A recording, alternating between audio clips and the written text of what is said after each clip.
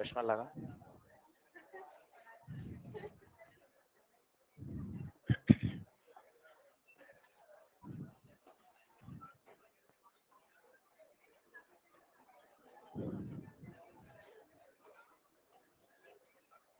चले अगली हेडिंग डालें, टॉपलिंग।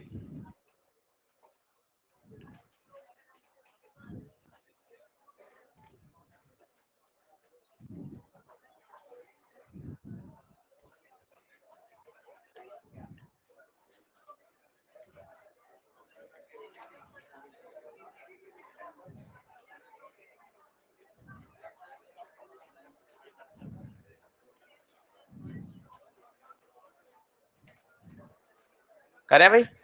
चलो, तो लास्ट टॉपिक पर है और आज इसको पूरे अच्छे से खत्म कर लेते हैं।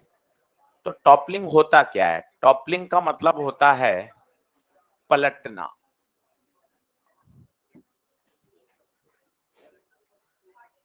चलो, अब थोड़ा इंटरेस्टिंग टॉपिक है, ध्यान से समझिएगा। एक ब्लॉक है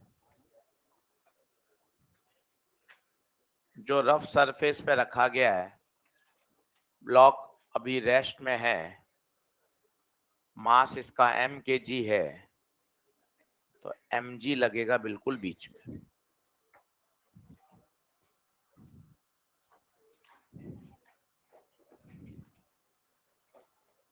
अब प्रश्न पैदा होता है कि सर नॉर्मल भी तो लगेगा, तो मैं नॉर्मल बना रहा हूं, ध्यान से बताइएगा, क्या ये सही है या सेंटर से बनाऊं या इधर से बनाऊं?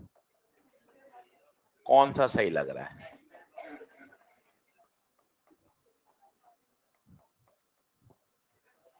N1 सही है, N2 सही है, N3 सही है?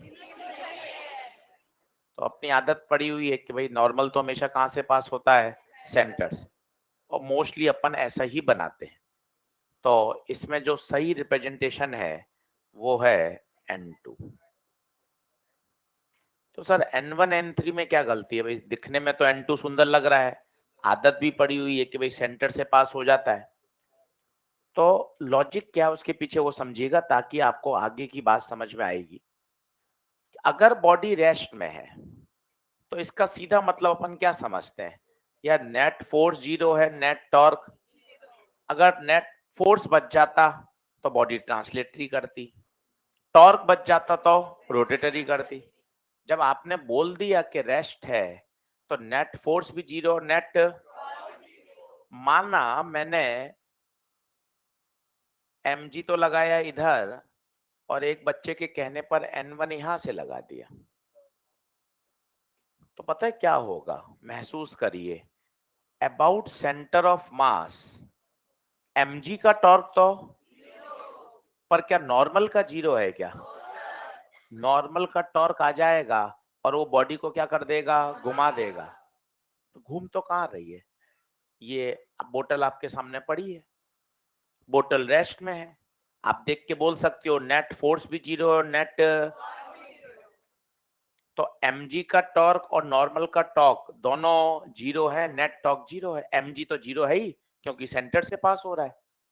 तो नॉर्मल अगर आपने कहीं आजू बाजू से पास कर दिया तो बॉडी को क्या कर देगा? टॉपल कर देगा। इसलिए ये वाली सिचुएशन गलत है। इसका मतलब फाइनल क्या हुआ आशीष सर? अगर बॉडी रेस्ट में है तो नॉर्मल कहां से पास हो रहा है? सेंटर से। क्या ये बात क्लियर है क्या? पहले आप इतना लिख लीजिए, ये बिल्कुल सही डायग्राम है। पर हमेशा बच्चे ऐसा नहीं होगा, आज वही हम पढ़ना चाहते हैं। इस टॉपिक का दूसरा नाम है शिफ्टिंग ऑफ नॉर्मल।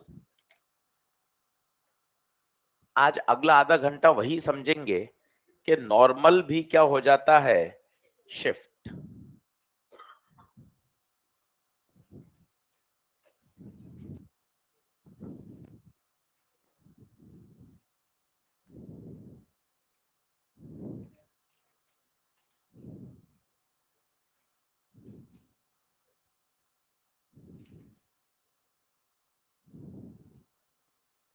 लिख लें।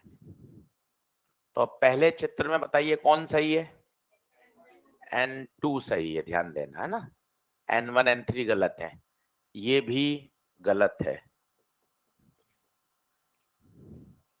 क्यों गलत क्यों है भाई?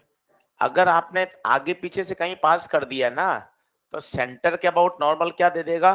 टॉर्क दे देगा, और वो बॉडी को क्या कर देगा? घुमा देगा।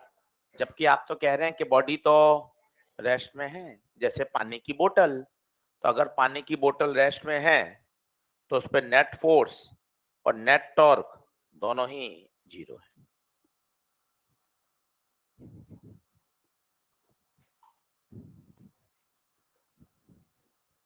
अब चीजें और इंटरेस्टिंग होगी, आप देखिएगा, आपको मजा आएगा कि किस तरह से बातें चल रही हैं।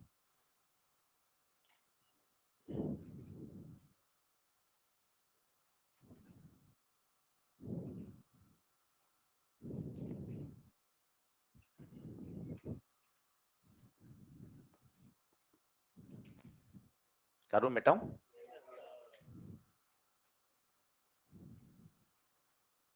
देखिए, सिलेबस चेंज के लिए मैं आपको अपडेट कर देता हूं, और धीरे धीरे रोज अपडेट करते रहेंगे आपको, क्योंकि अभी ये सबसे ज्यादा डिस्कशन का बिंदु बना हुआ है। फिजिक्स की अगर मैं बात करूं, क्योंकि फिजिक्स ही पढ़ाता हूं, तो फंडामेंटल जो मैं आपको सोच बता देता हूं, जो हमारा थॉट प्रोसेस है हम सबका, और लगातार जिस पे हम चर्चा भी कर रहे हैं, जितना आप बात कर रहे हैं उससे ज्यादा हम डिस्कशन करते हैं इस बात पे।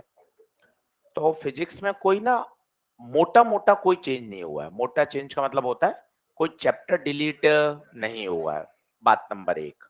ठीक है, फर्दर छोटे छोटे सब टॉपिक्स डिलीट हुए हैं, ऐसा उस नोटिफिकेशन में है। पहली बात, जो टॉपिक डिलीट हुए हैं, जैसे उदाहरण के तौर पे मैं ऑप्टिक्स में चला जाता हूं, तो रिजॉल्विंग पावर ऑफ माइक्रोस्कोप और टेलीस्कोप डिलीट हुआ है। ठीक है, इसका सीधा फॉर्मूला था, पहले भी कोई डेरिवेशन नहीं था, और अब उसको वहां से हटा दिया गया है।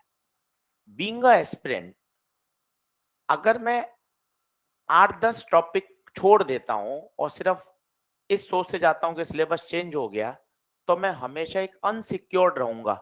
बाई चांस क्वेश्चन आ गया तो क्या करूंगा, एक डर बैठा रहेगा। और आपने जो जो टॉपिक डिलीट करे हैं, उस पे आपने 1 दिन 2 दिन या 3 दिन मेहनत भी कर ली, तो कम से कम आप ये तो रहोगे कि हाँ भाई, अपन ने तो पूरा सिलेबस किया है। हाँ, एक स्मार्टनेस की जा सकती है। जब मैं रिजॉल्विंग पावर पढ़ाता हूँ या हमारी टीम रिजॉल्विंग पावर पढ़ाती है, तो हम उस पर 12-15 न्यूमेरिकल कराते हैं, उसको समझाते हैं। अब हम क्या कर सकते हैं, फॉर्मूला बता के उस पर 3 ही न्यूमेरिकल करा सकते हैं। ये छोटा सा चेंज कर सकते हैं कि हाँ यार, सवाल की संख्या उस डिलीटेड टॉपिक पर क्या कर दी जाए, कम। पर छोड़ना गलत है। उदाहरण के तौर पर इस साल एक्सरे का क्वेश्चन आया, एक्सरे कहीं भी मेंशन नहीं है, कहीं नहीं है। तो नीट का ये इतिहास है, जो ये देते हैं वो तो पूछते ही हैं, जो नहीं देते हैं वो तो पक्का पूछते हैं। अब एक्सरे का किसने क्लेम किया? ऑल इंडिया लेवल पे किसी ने क्लेम नहीं किया। एक्सरे पूछ लिया गया था इस साल सवाल। वो अलग बात है कि वो एक बेसिक कॉन्सेप्ट से सॉल्व हो जाता है। तो भाई वो सब जगह ऐसा हो सकता है। फिजिक्स में इंटरकनेक्टेड चीजें हैं। उदाहरण के तौर पर मान लो मीटर ब्रिज हटा देते हैं, तो मीटर ब्रिज ना व्हीट स्टोन पे बेस्ड है, P/Q = R/S। तो भाई मीटर ब्रिज ना नाम लिखकर वो सर्किट बना दें और आपसे न्यूमेरिकल पूछ लें, व्हीट स्टोन ब्रिज तो सिलेबस में है। तो फिर आप हमेशा एक अनसिक्योर्ड रहेंगे कि अरे यार, कि ये आ जाता तो ये मैंने छोड़ा है, ये कर लेता, आएगा नहीं आएगा। हम एक कॉन्फिडेंट नहीं बढ़ पाएंगे। अगर कोई पूरा चैप्टर डिलीट होता तो मैं आपके साथ रहता, पर किसी भी फिजिक्स में ना पूरी 11वीं ना पूरी 12वीं में कोई चैप्टर डिलीट नहीं हुआ है। सब टॉपिक डिलीट हुए हैं, और वो भी बहुत छोटे छोटे। ऐसा होता कि भाई पूरा का पूरा एक सब पार्ट ही डिलीट हो जाता, तो बात समझ में आती। तो मेरा तो ऐसा पर्सनल ओपिनियन है कि हाँ, जो डिलीटेड टॉपिक है उन पर प्रैक्टिस आप थोड़ी सी कम कर सकते हैं, फोकस कम कर सकते हैं, पर छोड़ना सही नहीं है। क्योंकि आप क्लेम किस बात पे करेंगे, हम कर ही नहीं पाएंगे, क्योंकि वो सब इंटरकनेक्टेड है। सारी बातें इंटरकनेक्टेड है। अगर हम एडी करंट की बात करें तो एडी करंट हटाया मान लो, तो एडी करंट पे कोई वैसे भी न्यूमेरिकल नहीं है। एडी करंट पर एक पेज की थ्योरी है कि जब भी किसी मेटेलिक कंडक्टर को किसी टाइम वेरिंग मैग्नेटिक फील्ड में रखते हैं तो लूप करंट, सर्कुलेटिंग करंट्स पैदा होती हैं जो उस बॉडी को हिट कर देती हैं। आज तक पिछले 15 साल में 2 ही सवाल आए हैं उस पर कि ट्रांसफार्मर में जो कोर होती है उसको लेमिनेटेड करते हैं to minimize the eddy current losses, और एडी करंट का यूज आया है। 2 ही प्रश्न आए हैं। अब मैं इस मानसिक एडी करंट छोड़ना है, एडी करंट छोड़ना है, आप इतने में अपने आप को कन्विंस करोगे, इतने में तो मैं 20 मिनट में आपको एडी करंट पढ़ा के फ्री कर दूंगा, ले बेटा एडी करंट हो गया तेरा, और ये क्वेश्चन भी हो गए। आप मेरी अप्रोच समझ रहे हैं? क्योंकि ना बीइंग अ एस्पिरेंट हम अभी उसमें नहीं है कि हम क्या करें, रिस्क लें, अनसिक्योर्ड नहीं होके पेपर में जा सकते। मैं केवल फिजिक्स की बात कर रहा हूं, इस बात का समझिए, क्योंकि वहां इंटरनल छोटे छोटे टॉपिक डिलीट हुए हैं जो कि आराम से कनेक्ट की करके वापस से सवाल फ्रेम किया जा सकता है। उदाहरण हमारे सामने है। ये तो है पहला पॉइंट। दूसरा पॉइंट, जब फॉर्म आएगा तो फॉर्म के साथ सिलेबस फिर से आएगा, ठीक है? तो और जब जैसे 3 साल पहले जब हल्का सा पैटर्न चेंज हुआ था तो एनटी ने मॉक टेस्ट निकाले थे, 30-40 मॉक टेस्ट आए थे, जिससे आइडिया लगता है कि पेपर का पैटर्न किस तरफ जाएगा। तो अगर सिलेबस चेंज हुआ है तो बिल्कुल यकीन मानिए ऑल इंडिया की तरफ से जो सेंट्रल एजेंसी है उसकी तरफ से मॉक टेस्ट भी रिलीज किए जाएंगे, क्योंकि ये जो सोच है वो केवल आपकी और मेरी नहीं है, ये ऑल इंडिया लेवल पर 20 लाख बच्चा परीक्षा देता है, सभी की ये सोच है कि भाई क्या होगा, है ना? तो इसलिए कहीं डर की बात नहीं है, या कोई अपन ऐसा सोचें कि सिलेबस बहुत ज्यादा चेंज हो गया है, करें क्या नहीं करें। इस डिस्कशन से दूर रहकर हम जिस तरीके से पढ़ाई कर रहे हैं उसी तरीके से करते रहेंगे तो ज्यादा बेहतर है। क्योंकि आज हमारे लिए बोलना बहुत आसान है, ये छोड़ दीजिए, ये छोड़ दीजिए, ये छोड़ दीजिए। कल को अगर परीक्षा में आएगा तो फिर उसकी जवाबदेही कैसे बनेगी, है ना? तो बीइंग अ फिजिक्स सब्जेक्ट, मेरा तो ये मानना है कि हाँ, कोई पर्टिकुलर टॉपिक हटाए, उस पे प्रश्नों की संख्या कम कर सकते हैं, प्रैक्टिस को कम किया जा सकता है, पर छोड़ना एक सही विकल्प नहीं है। अगर मैं होता तो मैं तो नहीं छोड़ता। एडी करंट को क्यों छोड़ूंगा यार? 20 मिनट में तो मैं पूरा ही पढ़ा देता हूँ, 10 मिनट में उसको 2 बार रिवाइज कर लूंगा, छोड़ने का कोई मतलब ही नहीं है। इसी तरह से बात होती है रिजॉल्विंग पावर की।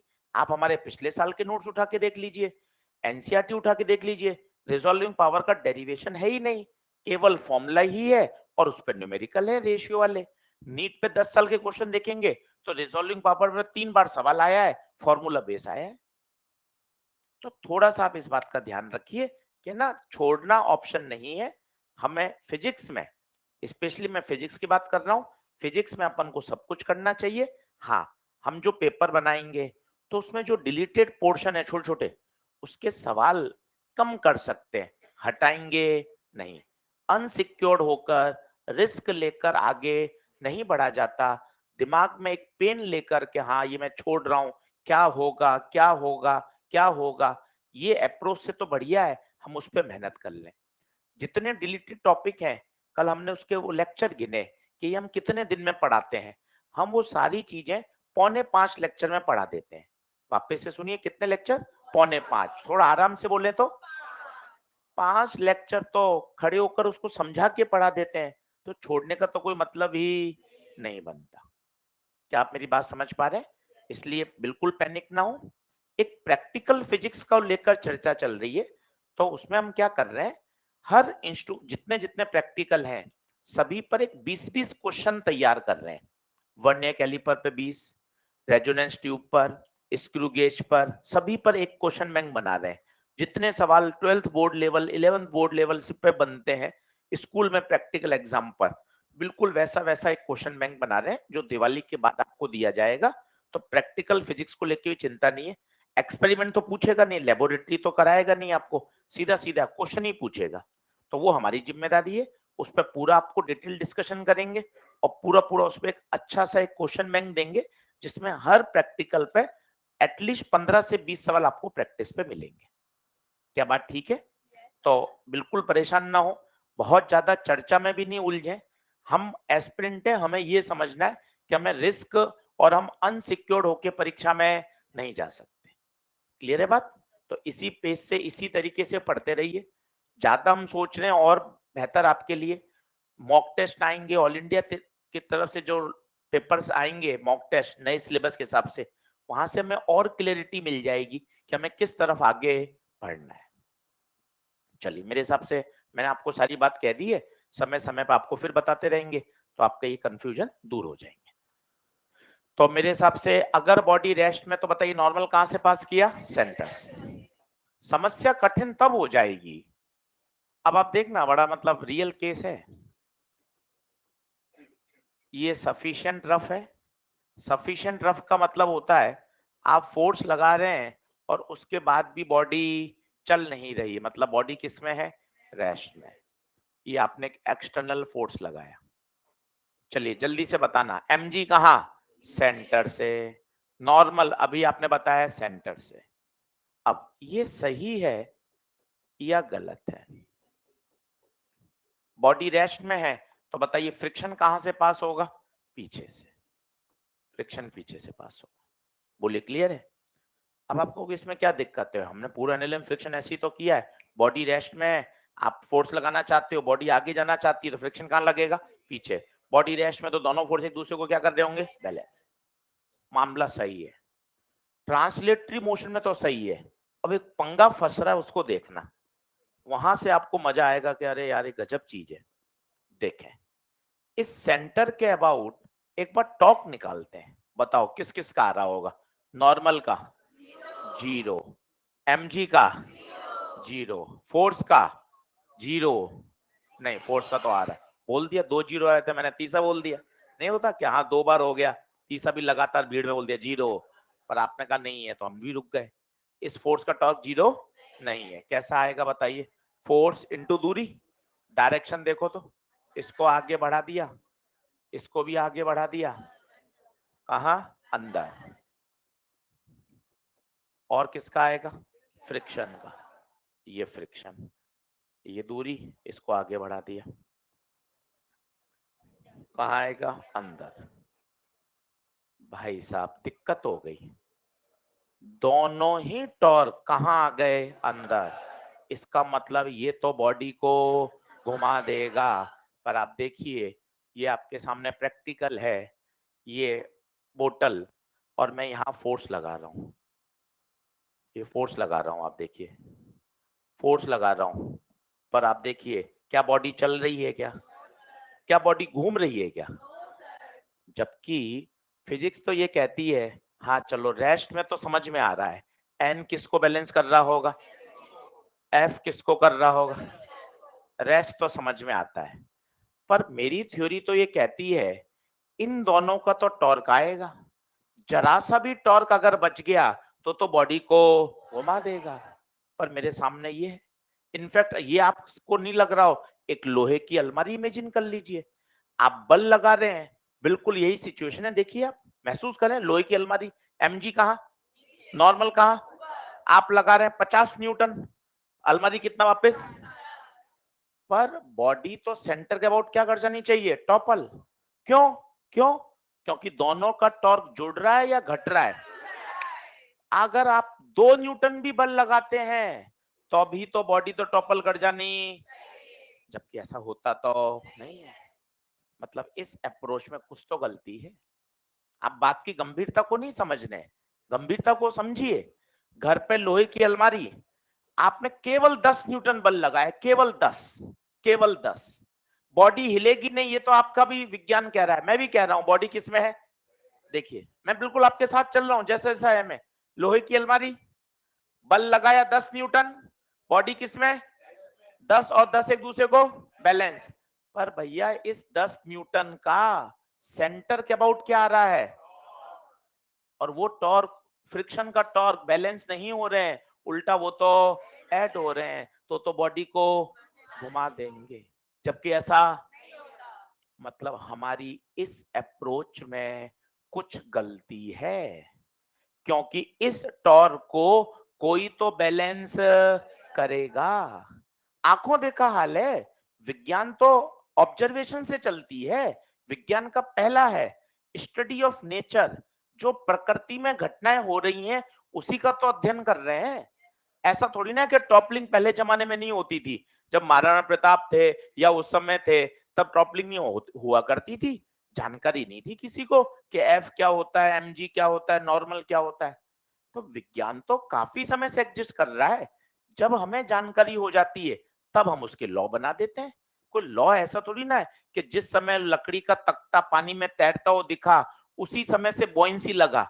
बॉयंसी तो पहले भी लगता होगा, किसी को ध्यान नहीं था, जिस समय ध्यान गया आर्किमिडीज प्रिंसिपल आ गया, बॉयंसी आ गया और वहां से लॉ बनने शुरू हो गए। तो विज्ञान तो ऑब्जर्वेशन है प्रकृति का, कि भाई हम तो कह रहे हैं कि भाई थ्योरी तो कह रही है बॉडी टॉपल हो जाना चाहिए, पर सामने दिख रहा है आंखों से कि बल लगाने के बाद भी तो बॉडी टॉपल, इसका मतलब net force zero, net torque भी। तो इस टॉर्क को बैलेंस करने के लिए किसके पास ऑप्शन है? एक ऑप्शन है, एक ऑप्शन है।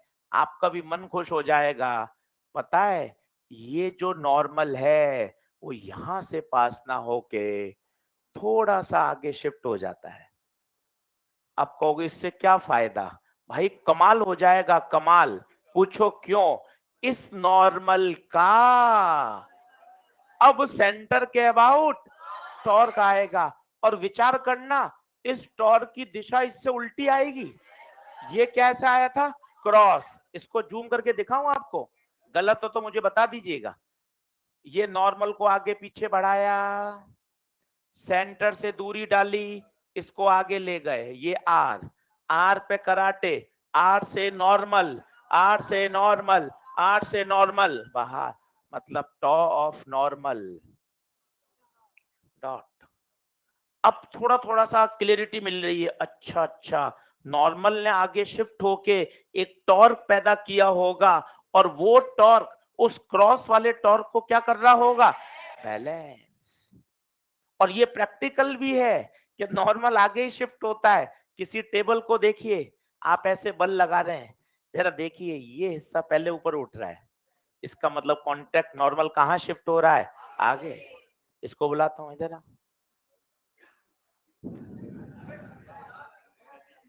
देखो, अब इसमें फोर्स लगा रहा हूं, है ना? सीधा रखना है, कड़क मत करना शरीर, ठीक है? अब आप देखो मैं इस पे बल लगा रहा हूं, ये वाला पैर इसका पहले ऊपर उठ रहा है। आप देखो ये वाला, क्योंकि जैसे ही आगे जाएगा बल लगाने पर नॉर्मल कहाँ शिफ्ट हो रहा है? आगे। नॉर्मल आगे शिफ्ट हो रहा है, आप देखिए नॉर्मल आगे शिफ्ट हो रहा है। भाई गिरेगा नहीं, चल, घबरा रहा है वो, ठीक है? तो जैसे अपन फोर्स लगा रहे हैं, आप देखिए ये हिस्सा पहले ऊपर उठ रहा है। ये देखें, ये हिस्सा पहले उठने का क्या मतलब है? नॉर्मल कहाँ शिफ्ट हो रहा है? आगे। नॉर्मल आगे शिफ्ट हो रहा है, और नॉर्मल शिफ्ट होकर बॉडी को टॉपल होने से बचा रहा है। इसका मतलब तो फिर तो कभी टॉपल हो ही नहीं सकती, कभी टॉपल हो ही नहीं सकती। ये देखिए, ये तो टॉपल हो गई। ये क्यों टॉपल हो गई? इसका तो मतलब नॉर्मल शिफ्ट होके टॉपल होने से बचा लेगा। अलमारी को आप फोर्स लगा दो, अलमारी खिसकी नहीं, उससे पहले क्या हो जाएगी? टॉपल। खिसकी नहीं, उससे पहले टॉपल हो गई। अब इसका भी रीजन सुनिए। नॉर्मल शिफ्ट होते होते होते कहां शिफ्ट हो जाएगा? As per. क्योंकि जितना वो आगे शिफ्ट होगा टॉर्क बढ़ता जाएगा। क्यों सर, टॉर्क क्यों बढ़ेगा? टॉर्क होता है फोर्स इनटू परपेंडिकुलर दूरी। जैसे जैसे आगे शिफ्ट होगा दूरी बढ़ती जाएगी। सबसे ज्यादा कहां शिफ्ट हो सकता है? As per. एज पे शिफ्ट हो जाएगा। इसके बाद अगर आपने फोर्स बढ़ा दिया, कौन सा वाला? ये वाला, तो बॉडी टॉपल हो जाएगी, नॉर्मल सरेंडर कर देगा। अब मेरी इससे ज्यादा औकात नहीं है, टाटा बाय बाय। उसके बाद बॉडी टॉपल हो जाएगी। जैसे आप देखिए मैं बल लगा रहा हूं, आप देखें ये हिस्सा, मैं इसको नहीं करूंगा, इसको नहीं करूंगा, है ना? तो ये देखिए मेरे बल लगाने से ये हिस्सा ऊपर उठ रहा है, पर बॉडी अपने आप को बैलेंस कर रही है, टॉर्क बचा रही है। क्यों कर रही है? नॉर्मल आगे शिफ्ट हो रहा है, वो एंटी उल्टा टॉर्क पैदा कर रहा है और बैलेंस करने की कोशिश कर रहा है। पर आपने ठान लिया आज तो हॉस्टल की अलमारी गिरेगी ही सही। टॉपल करना ही है। नॉर्मल एक हद तक शिफ्ट होगा, उसके कहां तक शिफ्ट हो पाएगा, एस तक, एस तक शिफ्ट हो गया। अब इसके बाद आपने इस फोर्स को और बढ़ा दिया, तो आप सोचो इस फोर्स को बढ़ाने से क्या हुआ, ये क्रॉस वाला टॉर्क और बढ़ गया। नॉर्मल के डॉट वाले टॉर्क की तो एक लिमिट है ना, कहां तक, एज तक, इसके बाहर वो आगे तो शिफ्ट हो नहीं सकता। यस और नो? और आपको रियल कहानी बताऊं, वास्तव में ये एक नॉर्मल नहीं लगता, यहां असंख्य बिंदु हैं। इन असंख्य बिंदुओं पर लगातार ये कांटेक्ट फोर्स लगता है। इन सब का मैं इस नॉर्मल को इससे रिप्रेजेंट कर रहा हूं। जब पता है यहां बनाओगे तो यहां फोर्स कम होगा और इस तरफ दबाव ज्यादा होगा। आप दोनों तरफ अपनी एक एक उंगली फंसा के रख लें, ठीक है? तो आप देखें जब मैं इधर फोर्स लगाऊंगा, पता आपकी कौन सी उंगली पे दर्द ज्यादा होगा, इधर वाली पर। देख लीजिए इधर वाली पे, क्यों? यहां से तो बॉडी ऊपर उठ रही है, ऊपर उठने का प्रयास कर रही है, यहां नॉर्मल की फोर्स की वैल्यू कम है, यहां बढ़ता जाएगा बढ़ता जाएगा। क्या बात समझ पा रहे हैं? तो मतलब क्या है, इसे कहते हैं shifting of normal. Shifting of normal. आपने आज तक जो बनाया वो बिल्कुल सही बनाया, कहीं गलती नहीं है, पर जब प्रश्न ही टॉपल का आ जाए, वो लिखा हुआ हो कितना बल लगाएं तब टॉपल हो, तब आपको शिफ्टिंग ऑफ नॉर्मल के बारे में सोचना आना चाहिए। अब प्रश्न कैसे सॉल्व करते हैं वो मैं आपको बता देता हूं। एक सिंगल लाइन में प्रश्न सॉल्व हो जाएगा, पहले आप नोट कर लीजिए। तो कोई आपसे पूछे नॉर्मल क्यों शिफ्ट हो रहा है, तो आपको सीधा एक आंसर ना चाहिए, नॉर्मल ने शिफ्ट होकर बॉडी को टॉपल से बचाने की क्या करी है, कोशिश करी है। और वो कब तक हो सकता है, एज तक। पर इसके बाद भी आप गिराने पे उतारू हो गए। एक शब्द समझ में आता है आपको, पढ़ सुधा है हमने, उतारू होना, मतलब बस कि बस अब तो मैंने जिद पकड़ ली है, तब तो फिर नॉर्मल हाथ खड़े कर देगा कि हाँ भाई अब इसके बाहर हम नहीं हो। जैसे देखो इसमें देखो, आप फोर्स लगा रहे हो, आप देखो फोर्स लगा रहे हैं, पर जैसे अगर आप फोर्स बढ़ाओगे, ये देखो अगर आपने फोर्स बढ़ा दिया, ये फोर्स बढ़ा दिया, तो देखो बॉडी क्या हो गई, टॉपल हो गई। और आप खुद देखना, ये देखिए ये किनारा कहाँ हो, ऊपर उठा, नॉर्मल कहाँ शिफ्ट हुआ हो, आगे। एक लिमिट के बाद आपने फोर्स बढ़ाया, मैंने कम लगाया। एक छोटे बच्चे को, एलकेजी नर्सरी वाले बच्चे को, वो अपने बल से इसको नहीं गिरा पाएगा, है ना? जैसे अपने लिए लोहे की अलमारी, तो अपन फोर्स तो लगा रहे हैं पर बॉडी खिसक नहीं रही। अब आप फोर्स लगा रहे हो पर बॉडी खिसक नहीं रही, खिसकना नहीं मतलब नेट फोर्स जीरो, टॉपल नहीं होना मतलब नेट टॉर्क जीरो। तो टॉपल से कौन बचा रहा है, नॉर्मल शिफ्ट हुआ, नॉर्मल एक टॉर्क पैदा करती है। यस और नो? चलिए कोई बात नहीं, घबराइए नहीं, बिल्कुल नहीं घबराना।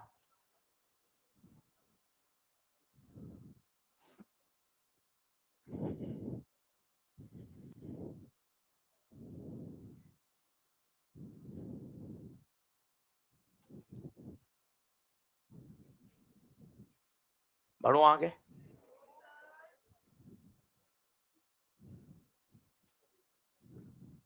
परीक्षा के दृष्टिकोण से बहुत इंपॉर्टेंट है, पिछले 20 साल में कोई भी प्रश्न नहीं आया है, इसलिए इसको सबसे अंत में पढ़ा रहे हैं। आप एक्सरसाइज 2 पूरी कर चुके हैं, 3 कर चुके हैं, कोई प्रश्न नहीं आया है।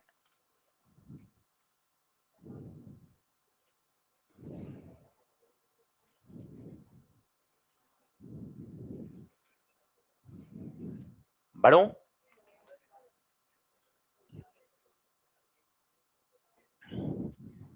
अब एक सवाल मैं कराता हूं आपको, 2 आप कर लीजिए, इतने में तो अपना टॉपलिंग समझ में आ जाएगा।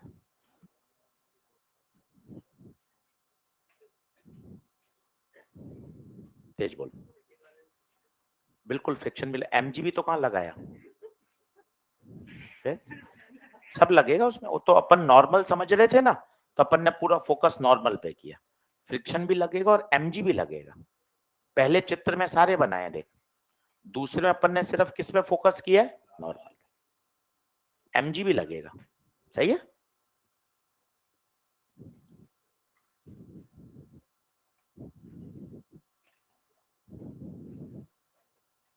बढ़े आगे, चलो एक क्वेश्चन से शुरुआत करते हैं।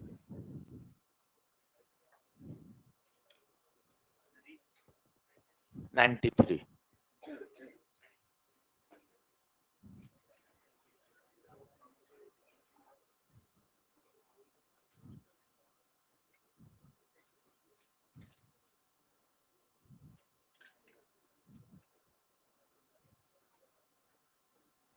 चलिए एक क्वेश्चन मैं आपको बताता हूं कि कैसे करना चाहिए।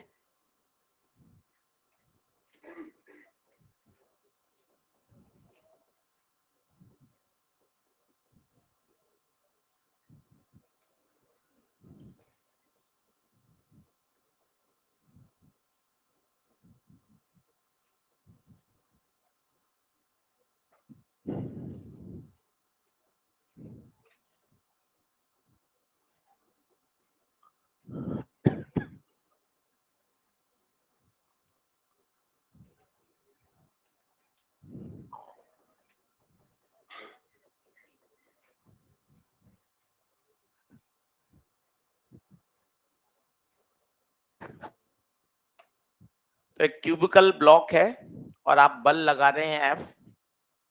आपसे पूछा गया है कितना मिनिमम फोर्स लगाएं ताकि बॉडी क्या कट जाए, टॉपल। अब एक लाइन में सॉल्व होगा, बस आप एक बार तरीका सीख जाएंगे तो आप खुद कर पाएंगे, कहीं कोई टेंशन नहीं है, ना कठिन है।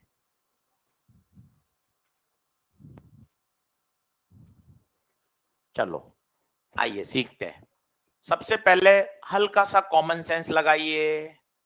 जब आप बल लगाओगे, पहली बात तो ये शब्द आपको गौर करेगा, टॉपल आते ही मुझे शिफ्टिंग ऑफ नॉर्मल सोचना है। सबसे पहली बात ये, जब भी ये शब्द आएगा तब तब मुझे इसके बारे में सोचना है। आज तक हमने इतने सवाल करे हैं तो कहाँ हम तो नॉर्मल फटाफट पास कर देते थे, पर जब टॉपल शब्द आएगा तो मुझे वहां पे फोकस करना पड़ेगा। अब बताइए, पहले वो बिंदु बताइए जहां नॉर्मल शिफ्ट होगा। खुद कोशिश करिए, जब आप यहां बल लगाओगे तो ये सब ऊपर उठेगा ना, तो बताओ नॉर्मल कहां जाएगा, आगे एकदम एच पे ले जाएं और उसको पॉइंट ओ मान लें, एकदम एच पे ले जाएं। क्यों आशीष सर आगे ही क्यों गया, थोड़ा सा कॉमन सेंस लगाइए। जब आप बल लगाओगे तो पीछे से हिस्सा ऊपर उठेगा तो नॉर्मल कहां शिफ्ट होगा, आगे।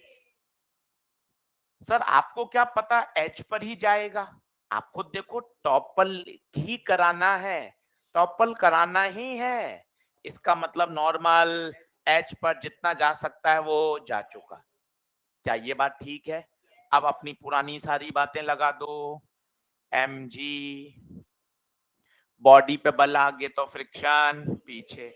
आशीष सर ये क्या नाटक है, सफिशिएंट रफ, इसका मतलब है ब्लॉक रेस्ट में है, चल नहीं रहा, बल लगाने के बाद भी ब्लॉक रेस्ट में है। अब बताइए क्या करें, फिर वही एक ऐसा पॉइंट ढूंढो जहां से ज्यादा फायदा मिलेगा। कहां से, सेंटर से मिलेगा या यहां से मिलेगा? क्या ओ से मिलेगा क्या ज्यादा फायदा? आओ सभी लोग बोर्ड पे देखो एक बार, मजा आएगा। एन से आगे पीछे बढ़ाओ, कितना, 0। एफ से बढ़ाओ, 0। अब बताओ एफ का, एफ को आगे पीछे बढ़ाया, दूरी एल, तो एफ का टॉर्क कितना, एफ इंटू एल। नॉर्मल का 0, फ्रिक्शन का 0, mg का 0 आ रहा है क्या, देख लो। mg का टॉर्क, mg को आगे पीछे बढ़ाया, o से दूरी, o से दूरी L/2। मुझे टॉपल करना है तो F का टॉर्क बड़ा होगा, तभी तो बॉडी को क्या करेगा, टॉपल, वही था जिम्मेदार। तो एफ का टॉर्क बड़ा होना चाहिए। तो एफ का torque F into L, M G का torque M G into L by two, L से एल कैंसिल, उत्तर आ गया एफ की value M G by two से बड़ी होनी चाहिए। एक लाइन में सॉल्व हो रहा है सर। ये तो आपने ओ के अबाउट किया, मैं नहीं समझ पाऊं ओ के अबाउट, क्योंकि आपने तो ज्यादातर हमें ये समझाया है कि अगर बॉडी हिंज नहीं है तो किसके अबाउट बात करो। तो इस प्रश्न को एक बार और करके देखते हैं। अब इसी प्रश्न को कहां से सॉल्व करते हैं, सेंटर ऑफ मास से। तो दिमाग क्या होगा, थोड़ा और खुलेगा। ये तो मैंने कहां से सॉल्व किया, ओ से।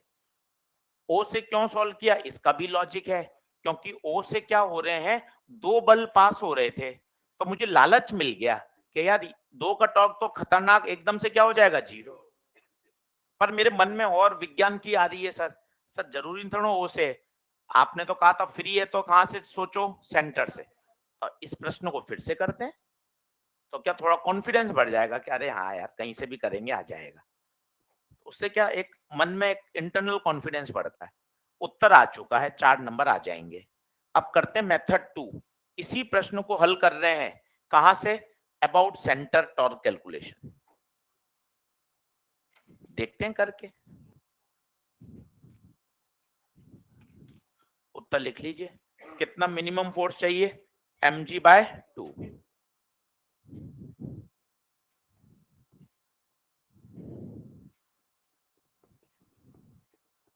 तो करी नहीं एक्सरसाइज 3, कहा था संडे को बैठ के, इतना समझा के भेजा के करनी एक सेटिंग में, करी नहीं बैठ के, झूठ और बोल रहा है।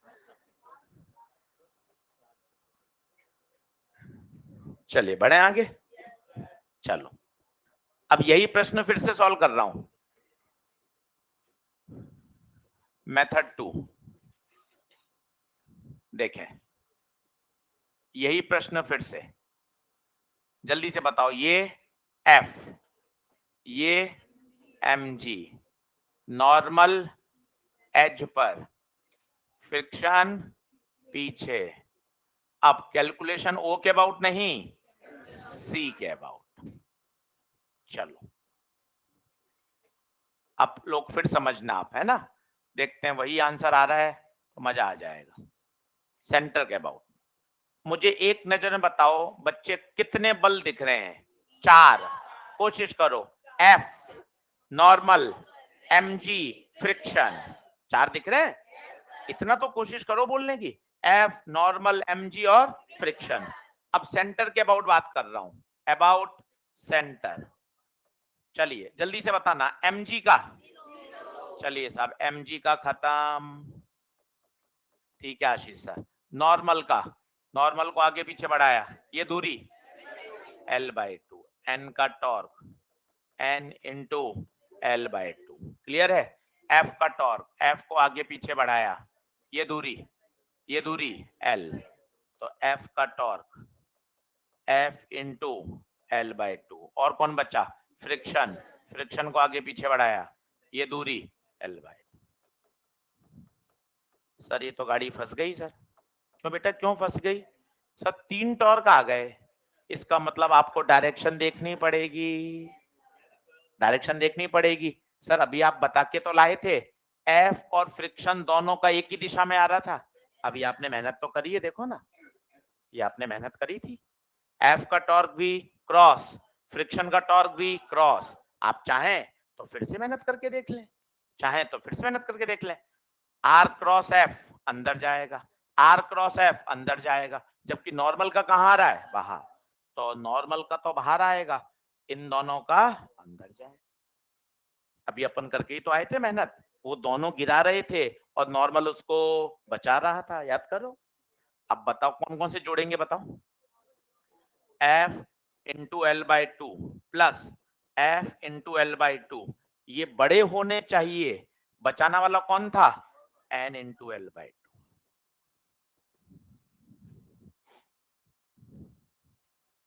ये तो नहीं लग रहा सर आंसर आ जाएगा, कोशिश करते हैं, काय को हारते हैं, रेस्ट है रेस्ट। अब रेस्ट की तो कंडीशन लगाओ क्या होती है रेस्ट की? ऊपर नीचे आगे पीछे दाएं बाएं बैलेंस। चल एन किसको बैलेंस? मत घबरा, एन एम जी को। एफ और एफ बैलेंस होने, तो छोटे एफ की जगह बड़ा एफ लिख दूं क्या?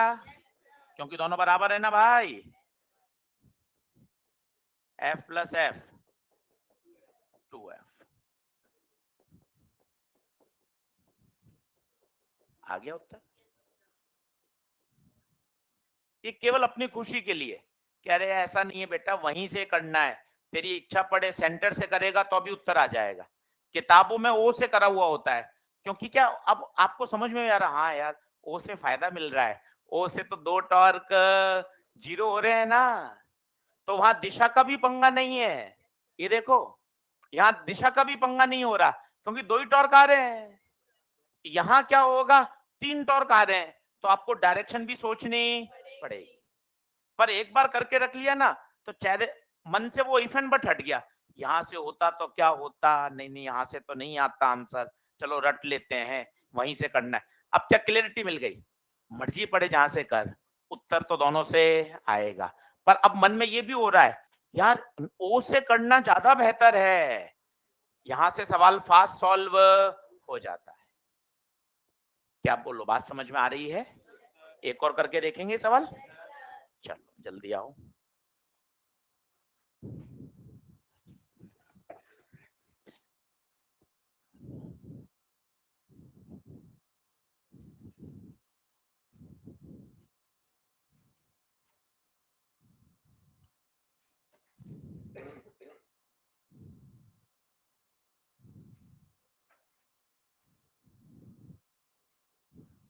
कभी कभार इसमें म्यू की वैल्यू भी पूछ ली जाती है, तो इसी प्रश्न में म्यू की वैल्यू भी निकाल सकते हैं। सर म्यू तो कहीं दिख ही नहीं रहा सर। दिखेगा, दिखेगा। फ्रिक्शन जो होता है वो हमेशा लिमिटिंग से कम ही होता है अगर बॉडी रेस्ट में है।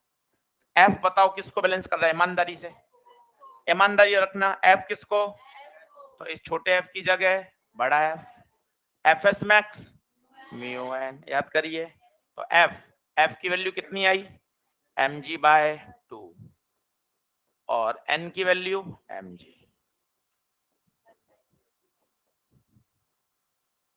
ये भी पूछा गया एक बार जेई मेन में कि म्यू की वैल्यू बता दो। ये बताओ ये कौन सी शर्त लिखी, ये याद है? नहीं चलने की शर्त, याद करो। या दूसरे तरीके से जो फ्रिक्शन होता है वो हमेशा लिमिटिंग से क्या होता है? कम, छोटा होता है। ये भी लिख लीजिए, जेई मेन में आया हुआ है, नीट में तो कभी इस पे प्रश्न आया ही नहीं है।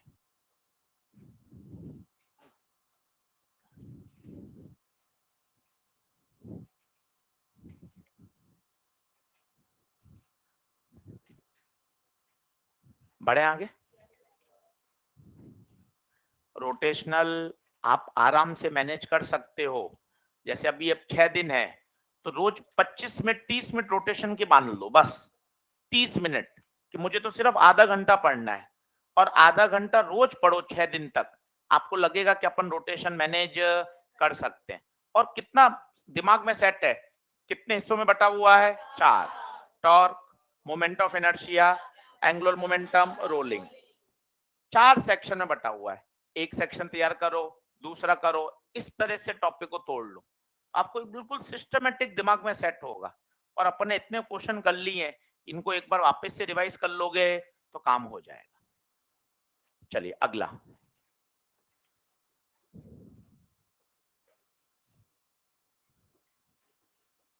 एक सिलेंडर है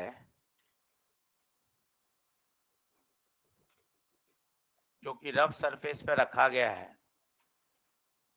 सिलेंडर की हाइट है h, रेडियस है r, और मास है m। ये आप बल लगा रहे हो F, जमीन से 3h/4 ऊपर। सिलेंडर मतलब पानी की बोतल, वो देखो वो रखी हुई पानी की बोतल, बेस्ट एग्जांपल है। पानी की बोतल है, देख लीजिए, हाइट भी है और रेडियस भी है, दोनों चीजें देख लें आप, हाइट और रेडियस। बल लगा रहे हो आप 3h/4 पर,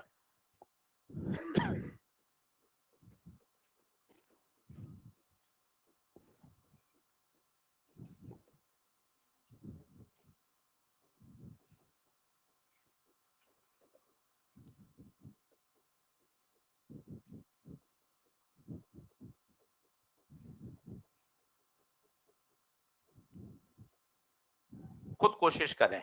सबसे पहले नॉर्मल शिफ्ट कर दें, कॉमन सेंस लगाएं। बल आगे लगाओगे तो क्या होगा, नॉर्मल कहाँ शिफ्ट हो जाएगा, आगे की तरफ, क्योंकि पिछला हिस्सा कहाँ उठेगा, ऊपर।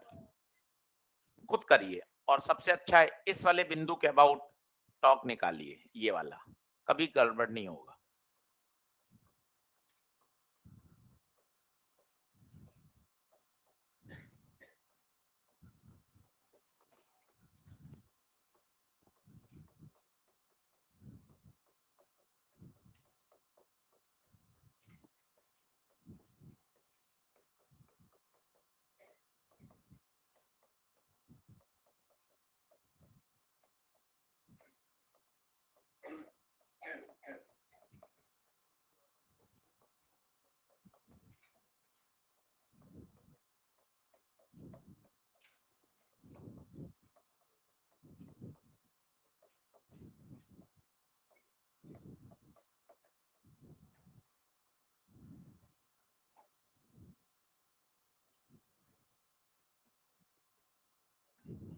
कितना उत्साह।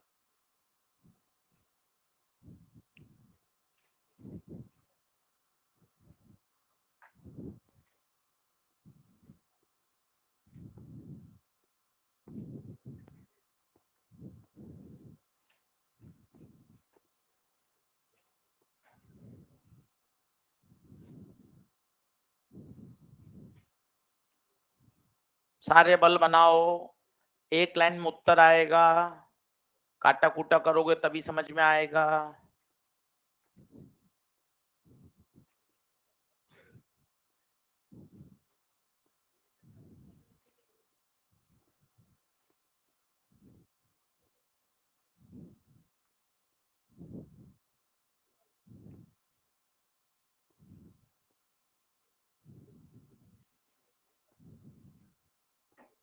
कितना,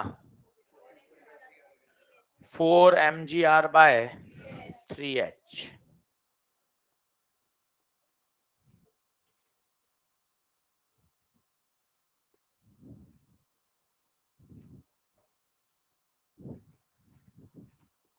चलिए आगे बढ़ते हैं। तो ये हमने इतने सारे चैप्टर की मेहनत करी, बेसिक मैथ से शुरू किया, vector, NLM, friction, WP, centre of mass, momentum, collision, circular, rotational. इतने जो चैप्टर हैं ये पूरे फिजिक्स का आधार है। जो न्यूमेरिकल करने की अप्रोच होती है वो यहाँ से डेवलप होती है। और जो हमने 600-700 न्यूमेरिकल क्लास में करे, उससे क्या होगा, अब अगले जो 5 महीने है ना अपने, बहुत कंफर्ट जोन में निकलेंगे। एक न्यूमेरिकल की अप्रोच, एक बेसिक अंडरस्टैंडिंग, एक फिजिक्स को पढ़ने का तरीका हमने डेवलप कर लिया, एक बेसिक हमने तैयार कर लिया, बहुत बढ़िया फिजिक्स को लेकर। अब जितने भी आगे बिल्डिंग ब्लॉक बनेंगे ना, वो जल्दी बनेंगे और तेज तेज बनेंगे, क्योंकि जो आधार होता है वो अपन ने मजबूत कर लिया है। इसलिए इसी तरीके से हमें पढ़ते रहना है। अभी एसएचएम वेव शुरू करेंगे, फिर जैसे डबल स्लॉट शुरू होगा फिर फिजिक्स और तेज चलेगी, क्योंकि फिर रोज 2 फिजिक्स के चैप्टर एक साथ चलेंगे। अभी केमिस्ट्री एक साथ चल रही है, ठीक है। अब आपसे पूछा गया कितना मिनिमम बल लगाएं कि बॉडी क्या कर जाए, टॉपल। जल्दी से चलिए बल बताइए। सबसे पहले mg कहाँ, अब इस mg में भी मजे है, ये आप mg बीच में लगा देते हैं। वास्तव में mg के पीछे लॉजिक होता है जिसे बोलते हैं सेंटर ऑफ ग्रेविटी।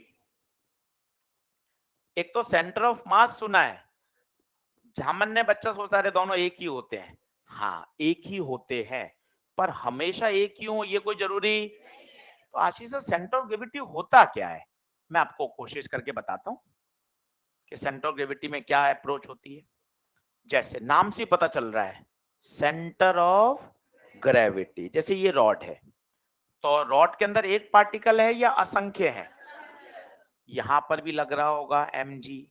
यहां भी mg लग रहा होगा, यहां भी mg लग रहा होगा, यहां भी mg लग रहा होगा, और सभी mg का क्या आ रहा होगा? टॉर्क। सभी mg का टॉर्क आएगा, फोर्स इनटू परपेंडिकुलर डिस्टेंस। परंतु एक पॉइंट ऐसा है जहां इन सभी mg का टॉर्क 0 है। पता है वो कौन सा पॉइंट है? वो है पॉइंट सेंटर ऑफ ग्रेविटी। देखना आप, मजे आ जाएंगे। ये एक सेंटर ऑफ ग्रेविटी, यहां पर सभी mg का नेट टॉर्क क्या है? 0। आप महसूस करना, ये सारे mg का टॉर्क कहां आएगा? इधर की तरफ आएगा। इधर वाले mg का टॉर्क इधर आएगा। एक ऐसा बिंदु जहां पर सभी ग्रेविटेशनल फोर्स ऑफ ग्रेविटी का नेट टॉर्क क्या हो जाए? That point is called centre of gravity. अब आपने नाटक हटाया, सीधा सेंटर ऑफ ग्रेविटी पर क्या लगा दिया? अब बताइएगा सेंटर ऑफ ग्रेविटी के अबाउट mg का टॉर्क। कोशिश करते हैं, mg को आगे पीछे बढ़ाया, कितना आएगा बताइए? 0। तो क्या mg केवल सेंटर पे लगता था क्या? कैसे यार, रॉड है तो यहां भी मास है, यहां भी मास है, यहां भी मास है, यहां भी मास है, यहां भी मास है, सब जगह mg mg mg लग रहे हैं। पर एक बिंदु ऐसा, आप महसूस करो ना, ये वाले सारे mg इधर इधर घुमा रहे हैं ऐसे, ये वाले mg ऐसे घुमा रहे हैं। एक बिंदु ऐसा है जब इधर वाले mg और इधर वाले mg का टॉर्क बैलेंस हो रहा है। That point is called centre of gravity. It is nothing to do with centre of mass. Centre of mass तो अलग कॉन्सेप्ट है। सेंटर ऑफ मास तो क्या है? डिपेंड करता है डिस्ट्रीब्यूशन ऑफ मास पे। किस पे डिपेंड करता है? डिस्ट्रीब्यूशन ऑफ मास पे डिपेंड करता है। याद करिए, सेंटर ऑफ मास किस पे डिपेंड करता है? डिस्ट्रीब्यूशन ऑफ मास पे। सारे पॉइंट कि वो बाहर भी हो सकता है, अंदर भी हो सकता है, बाहरी मास की तरफ होगा। एक पॉइंट ऐसा जहां पर F बराबर ma लगाया जा सकता है, A नहीं, ACOM। याद करिए। हाँ, अगर अगर ऑब्जेक्ट की साइज छोटी है, हम अर्थ सरफेस पर हैं, तो दोनों कोइंसाइड कर जाते हैं। परंतु अगर ये रॉड की लंबाई बहुत ज्यादा होती तो सर उसमें क्या दिक्कत है? माउंट एवरेस्ट जितनी उससे ऊपर निकल जाती तो क्या दिक्कत है? तो दिक्कत हो जाती। हर जगह mg अलग अलग होता। क्यों? क्योंकि जो g है ना, वो हाइट के साथ चेंज होता है, इनफैक्ट कम होता है चैप्टर सिलेबस में अपने। तो हम जब अर्थ सरफेस पे बात कर रहे हैं स्मॉल ऑब्जेक्ट की, जैसे इसकी बात कर रहे हैं, तो यहाँ सब जगह mg सेम है, g सेम है, यहाँ सब जगह g सेम है। पर इस रॉड की लंबाई माउंट एवरेस्ट से भी ज्यादा ले जाओ, तो पता है क्या? ऊंचाई पे जाने पर g चेंज होता जाता है। तो g चेंज होगा, तब सेंटर ऑफ मास और सेंटर ऑफ ग्रेविटी एक जगह लाई नहीं करेंगे। अभी तो तुक्का, हाँ भाई mg सेंटर पे लगा दो सर, काम चल रहा है बढ़िया। सेंटर ऑफ ग्रेविटी सेंटर पे, सेंटर ऑफ मास सेंटर पर ये कब? जब ऑब्जेक्ट की साइज बहुत छोटी हो, अर्थ सरफेस के नियर काम कर रहे हैं, near earth surface, near earth surface, तो वहां पे सब जगह जी क्या है? कांस्टेंट है, यूनिफॉर्म है। क्या ये बात सही है? तो सेंटर ऑफ ग्रेविटी की परिभाषा क्या है बताइए? अगर परिभाषा ही आ जाए तो। एक वो अपना 21वां सवाल अटक रहा था, अब होगा। सेंटर ऑफ ग्रेविटी क्या है बताइए? एक ऐसा पॉइंट जहां पे सभी ग्रेविटेशनल फोर्स का नेट टॉर्क 0 है। क्या बात क्लियर है क्या? तो पहले अपन उस सवाल को करते हैं, फिर इसको लिखेंगे। पहले ये सवाल देख लीजिए फटाफट। mg कहाँ है? नीचे। नॉर्मल कहाँ शिफ्ट होगा? एज पर। फ्रिक्शन कहाँ? पीछे। कौन सा पॉइंट? ये सही है। इससे बताओ बेनिफिट। नॉर्मल का 0, फ्रिक्शन का भी, नॉर्मल का टॉर्क 0, फ्रिक्शन का भी टॉर्क 0। अब बचा किसका? F का टॉर्क। F का टॉर्क तो गिराएगा, और mg का टॉर्क अपोजिट दिशा में उसको बचाएगा। चलिए F का टॉर्क बताइए। टक टक टक टक टक टक टक टक, यहां से दूरी 3h/4। ये आप देखो, आपको कहा था टॉर्क निकालने की बात मैं अंतिम क्लास तक ले चलूंगा। देखो अंतिम क्लास तक आ रही है। फोर्स को आगे पीछे बढ़ाया, यहां से परपेंडिकुलर दूरी, ये देखिए आप। ये बेसिक है। जब आपको टॉर्क सीखना है, आप टॉर्क की पहली क्लास 3 से 4 बार पढ़ लीजिए। एंगुलर मोमेंटम की पहली क्लास, जब आपको एंगुलर मोमेंटम लिखना सिखाया, 4 तरीके से लिखना होता है एंगुलर मोमेंटम। बस पार्टिकल का सीधा चलना, momentum into perpendicular distance, particle का सर्कल पे चलना, सेंटर के about mvr, hinge body I omega, और फ्री बॉडी ट्रांसलेशनल का भी और रोटेशन का। 90% सवाल हिंज बॉडी के। इतना क्लियर होगा ना, आपको प्रश्न फंसोगे ही नहीं कि हाँ सर मुझे एकदम बेसिक बातें सारी आती हैं। एमजी का टॉर्क बता, एमजी को आगे पीछे बढ़ाया, ये दूरी खत्म। टाइम ही नहीं लगेगा आपको, एक स्टेप का सवाल है, एक स्टेप का। तो F is greater than 4mgr by 3h। बोलिए, क्या बात क्लियर है? एक और करके देख लीजिए, थोड़ा डर और हट जाएगा आपका।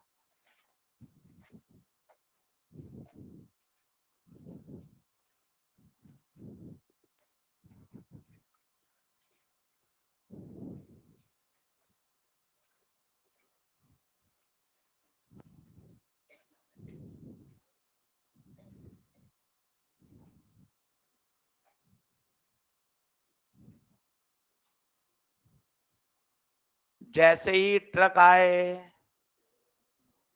ट्रक का एक्सीलरेशन आए, किसकी याद आ जानी चाहिए? शूडो की। किसकी? श्याम की। श्याम को कहां बैठा दो? घनश्याम को कहां बैठा दो? ट्रक के ऊपर, ट्रक के ऊपर।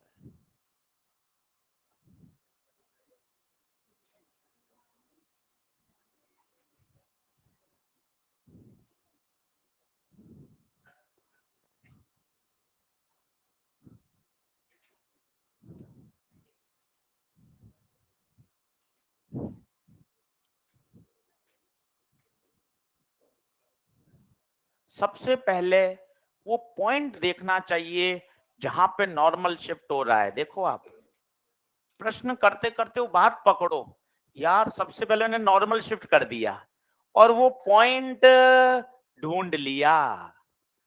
सबसे पहले नॉर्मल शिफ्ट कर दिया और वो पॉइंट ढूंढ लिया। बस उस पॉइंट के अबाउट ही तो क्या निकालना है? टॉर्क। नॉर्मल देख लिए, नॉर्मल कहां लगेगा। अब इमेजिन करिए, कॉमन सेंस विज्ञान है, ट्रक चलेगा, ट्रक जैसे ही चलेगा ये कहां पलटेगा? पीछे। तो ये ऐसे रखा हुआ है, ये ऐसे रखा हुआ है, कैसे पलटेगा आगे जाने पर? ऐसे, ऐसे पलटेगा। बताओ कौन सा हिस्सा ऊपर उठा? इधर वाला। तो नॉर्मल कहां शिफ्ट होगा? पीछे। और अच्छे से बताओ, शूडो का टॉर्क ही तो इसको पलटा देगा। एकदम से ट्रक चलेगा तो एकदम से झटका जो शूडो फोर्स लगेगा वो कहां लगेगा? पीछे। शूडो का फोर्स इसको पलटा देगा। शूडो कहां लगेगा बताइए? अगर ट्रक का एक्सीलरेशन आगे है तो शूडो फोर्स पीछे। फ्रिक्शन सोचो, फ्रिक्शन, फ्रिक्शन आगे। सबसे अच्छी बात होती है, एकदम से स्लाइड करके देखो तो इसकी टेंडेंसी कहां फिसलने की है? पीछे। तो फ्रिक्शन आगे। फ्रिक्शन क्या चाहता है? रिलेटिव मोशन का पोज, रिलेटिव मोशन का पोज करना चाहता है। आप इमेजिन करके देख लीजिए, एकदम से आप कॉपी को खिसका दें, पेन फिसलेगा पीछे। पेन अगर फिसलेगा पीछे तो फ्रिक्शन उसका पोज करेगा, कहां लगेगा? आगे। कर सकते हैं सवाल को खुद, करिए कोशिश। नॉर्मल अच्छे से शिफ्ट कर दीजिए। बस अगर आपने नॉर्मल शिफ्ट कर दिया तो फिर आप किंग हैं। ये नॉर्मल, बस।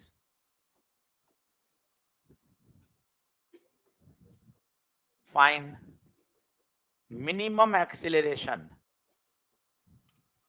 so that cylinder gets toppled down.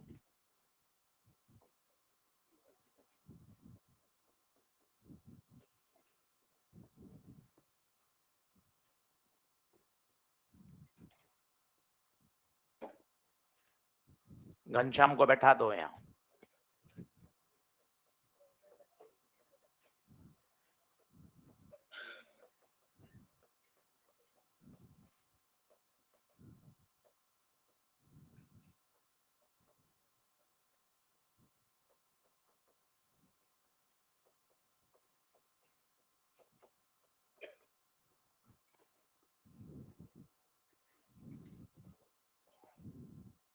Test का फिजिक्स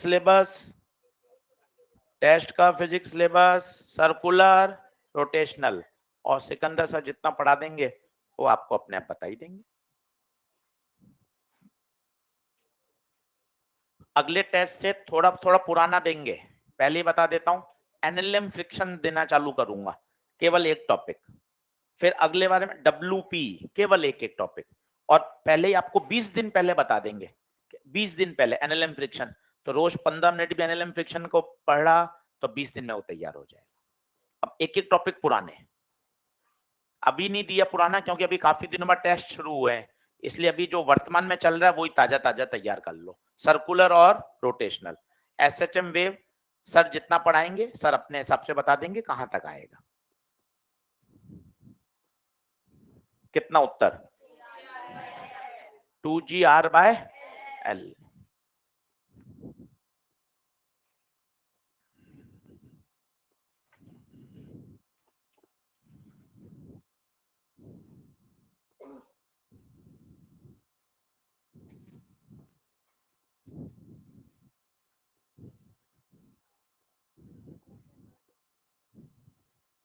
हाँ जी, सबसे पहले नॉर्मल शिफ्ट करो और ये बिंदु पकड़ लो। सर मैं ये जरूरी है कि सर इस बिंदु के अबाउट नहीं, अभी अपन ने कर तो लिया कि सेंटर के अबाउट करेगा तो अभी आता है उत्तर, घर पे करके देख लेना। पर इसमें थोड़ी माथा बच्ची ज्यादा है, लंबा हो जाता है सवाल, करके देख तो लिया अपन ने, वो इसलिए करा ताकि दिमाग एकदम फ्री हो जाए। अब बताओ फ्रिक्शन कहाँ? आगे, बॉडी की टेंडेंसी पीछे फिसलने की है, शूडोस को पीछे किसका आएगा? अब बताओ किस किस का जीरो इसके अबाउट? नॉर्मल का जीरो, फ्रिक्शन का भी जीरो। अब बचेगा एक तो mg और एक ml। सही कर रहा हूं क्या मैं? देख लो तो ओ के अबाउट नॉर्मल का टॉर्क जीरो, फ्रिक्शन का टॉर्क जीरो, शूडो का टॉर्क वही फोर्स इनटू परपेंडिकुलर डिस्टेंस, टक टक टक टक टक, ये देखो ये दूरी L/2, mg का टॉर्क mg, ये दूरी।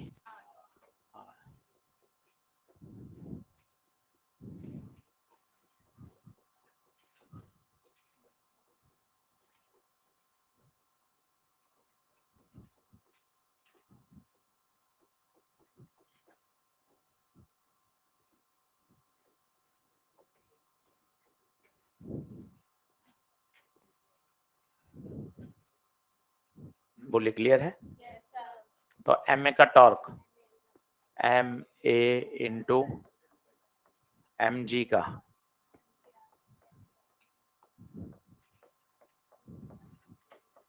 टू जी आर बाय,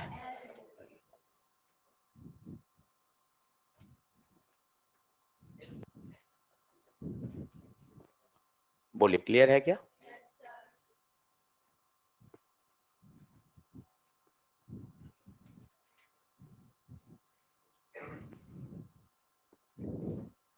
अगला लिखें,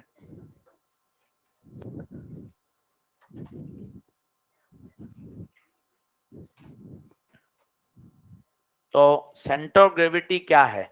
सेंटर ऑफ ग्रेविटी एक ऐसा पॉइंट है जहां सभी ग्रेविटेशनल फोर्स का torque zero, net torque zero है। ये रॉड है, ये वाले सारे mg ऐसे टॉपल करेंगे, ऐसे घुमाएंगे, ये वाले mg ऐसे घुमाएंगे, एक बिंदु ऐसा है जहां सभी mg का नेट टॉर्क जीरो है, that point is called centre of gravity. Module खोलिए, मॉड्यूल में एक लाइन में करेक्शन है, ये भी देखो, अब लास्ट नाम भी ऐसा सेव किया है, सेंटर ऑफ ग्रेविटी। तो परिभाषा लिख लीजिए पहले सेंटर ऑफ ग्रेविटी की, सेंटर ऑफ ग्रेविटी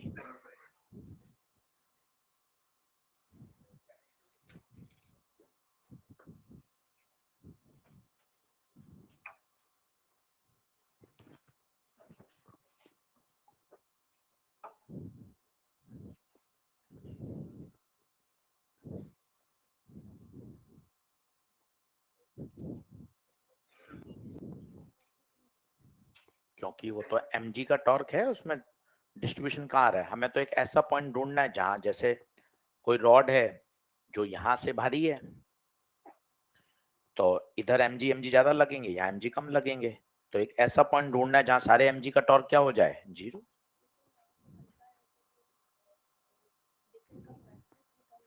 हाँ, तो वो तो ये ना, इसके लिए सेंटर ऑफ मास और सेंटर ऑफ ग्रेविटी कौन कट जाएंगे, तो सेंटर ऑफ मास अपने आप ही कहाँ शिफ्ट होगा, इधर, तो सेंटर ऑफ ग्रेविटी भी इधर शिफ्ट हो जाएगा। कौन ही तो करेंगे दोनों।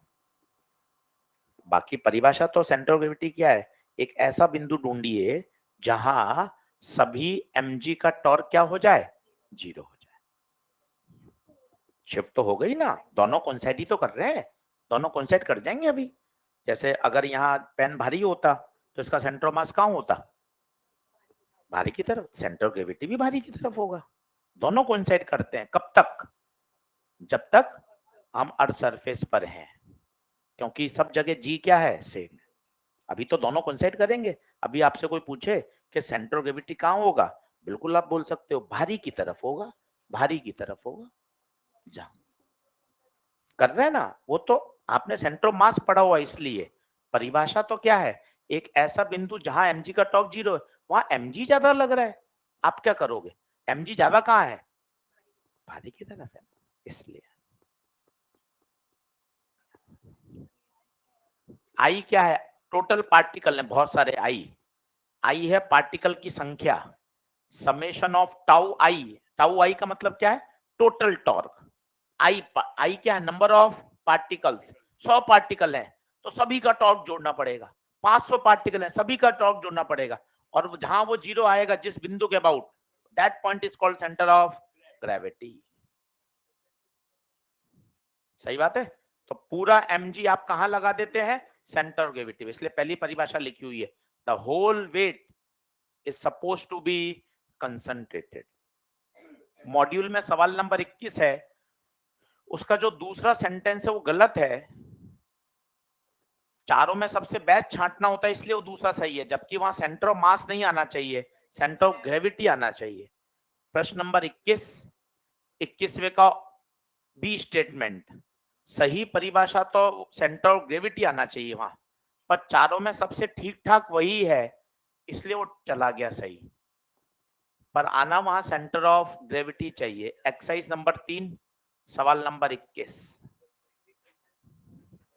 कंसंट्रेट यही कह रहा है कि ना बहुत सारे mg नहीं लगाने चाहिए, सारा का सारा mg कहां लगा दीजिए, सेंटर ऑफ ग्रेविटी पर, ये कह रहा है बच्चे। देख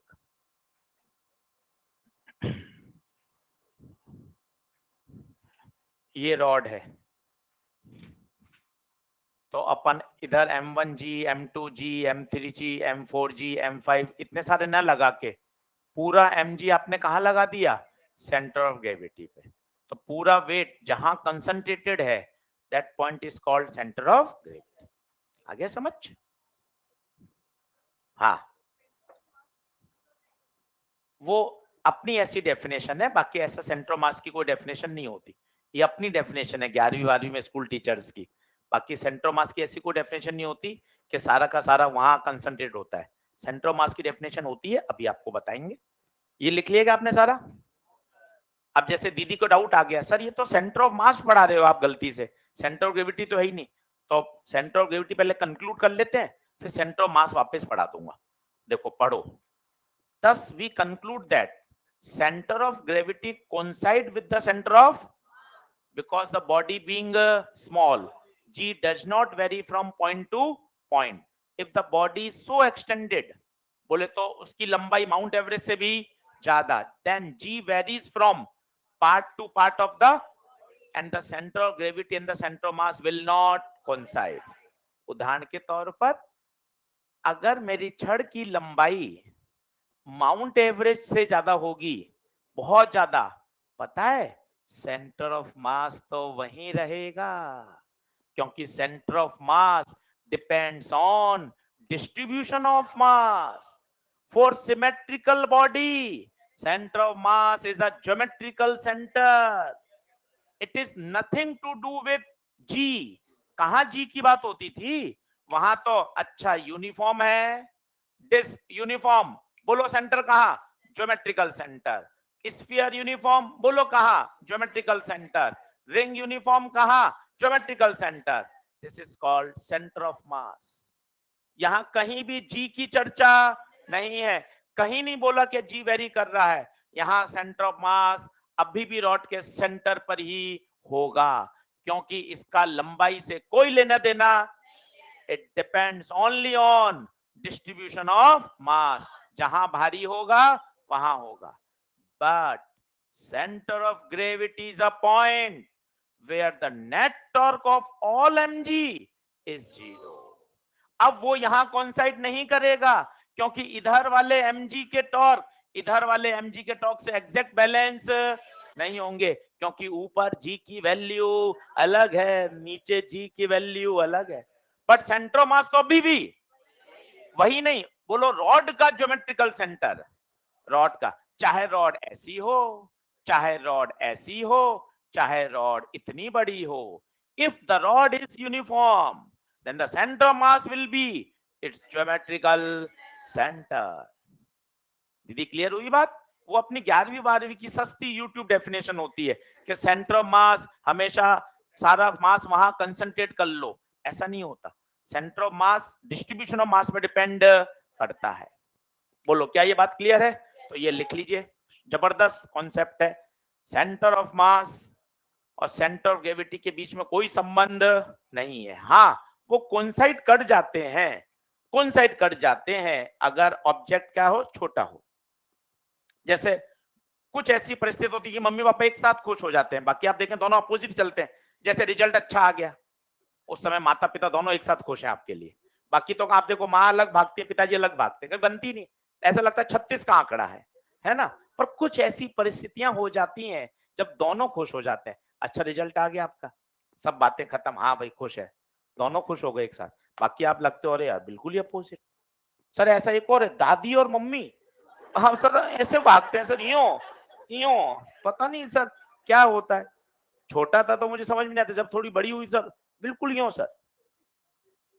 दादी अगर नॉर्थ की तरफ देखिए, मम्मी के नॉर्थ तो जाना ही नहीं है, साउथ, साउथ चलेंगे आज।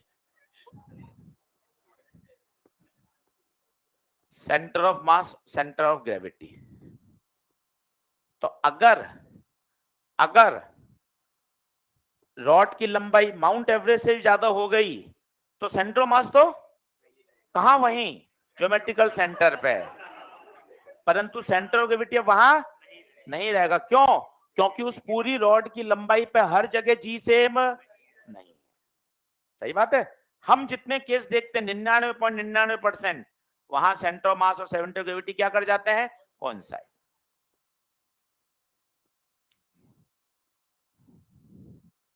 दीदी बात क्लियर हुई? अभी सेंटर ऑफ मास भी सिखाऊंगा वापस आपको, है ना, ताकि और बढ़िया क्लियर हो जाएगा।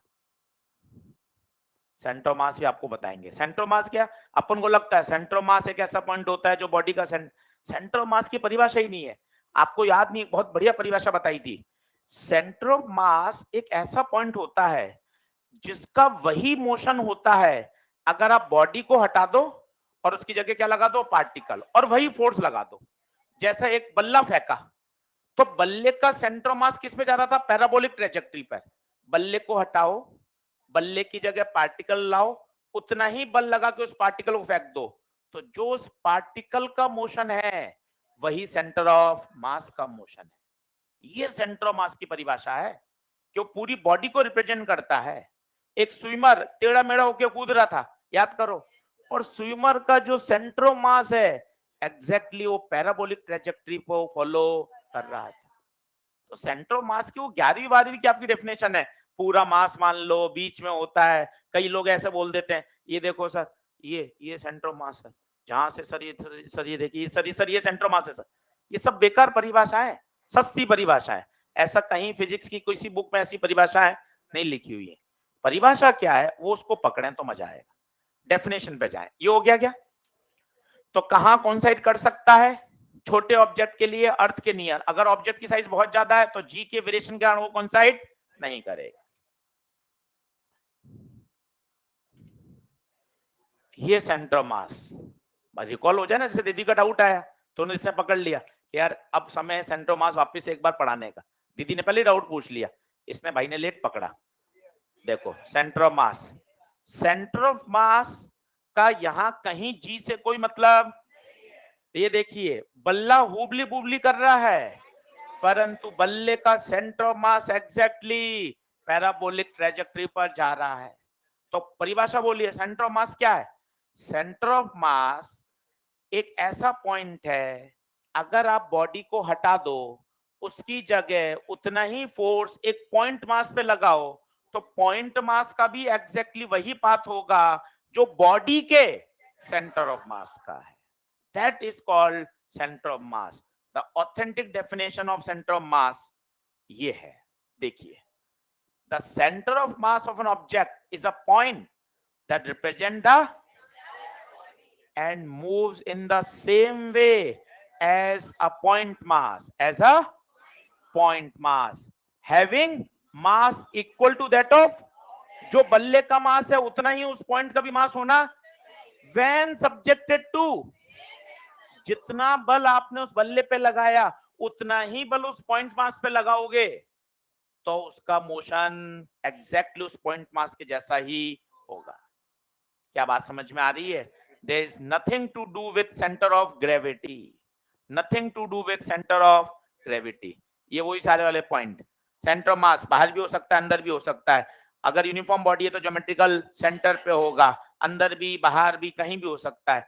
कहीं हमने यहाँ जी के वेरिएशन की बात नहीं करी, ये सब लिखाए हुए थे पॉइंट, याद करिए।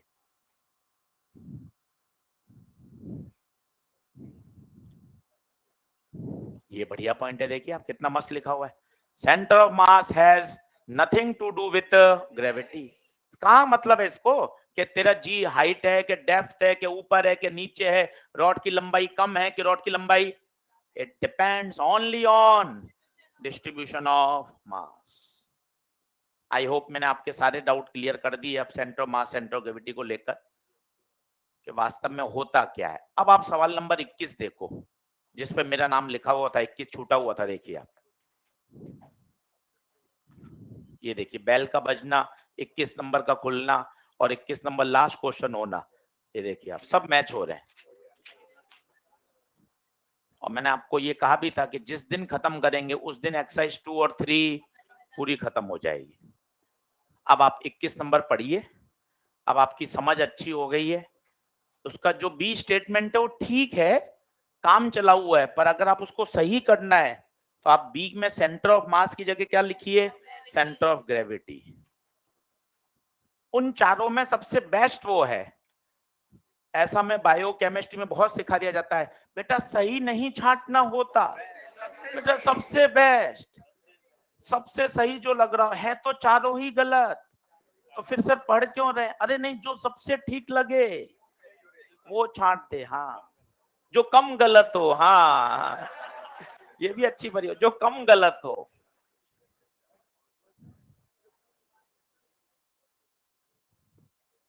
बोलो क्लियर है क्या? चलिए साहब, एक्सरसाइज 3-2 हो गई सब अच्छे से, सभी को बहुत बहुत शुभकामनाएं, और फिर से बहुत जल्दी अपन मिलेंगे। कब मिलेंगे अभी उसको तय नहीं, वो तारीख निकाली जाएगी, वो आपको बता दी जाएगी, सही है?